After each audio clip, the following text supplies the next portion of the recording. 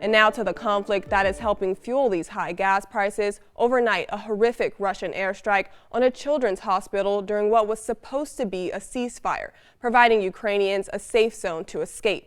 Ukrainian officials say children are trapped in the rubble, and the mayor says more than 1,200 people have been killed since Russia's war began 2 weeks ago. ABC's Faith Abube has the latest.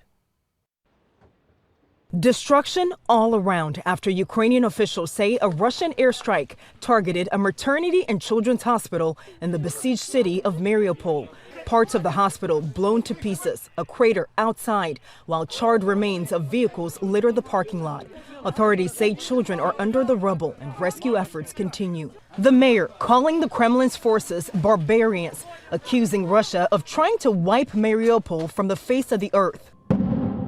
Even before this attack, Mariupol was under intense Russian shelling, isolated and facing a desperate humanitarian crisis. According to the director of the Defense Intelligence Agency, so is Kyiv, Ukraine's capital city. With supplies being cut off, it will become somewhat desperate in, I would say, 10 days to 2 weeks. Today, desperate civilians still attempting to flee through humanitarian corridors. Russia claiming it's observing a temporary ceasefire, though witnesses say Russian forces have repeatedly shelled these evacuation zones. In 2 weeks, Russia has launched more than 710 missiles, destroying residential neighborhoods and key Ukrainian infrastructure.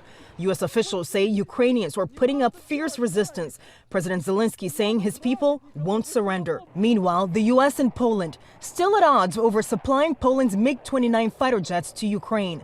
A senior defense official saying Ukraine already has plenty of Russian-made MiG fighters that they are not using, and Poland's plan to provide them through the U.S. is too risky. We also believe that there are alternative options that are much better suited to support the Ukrainian military in their fight against Russia.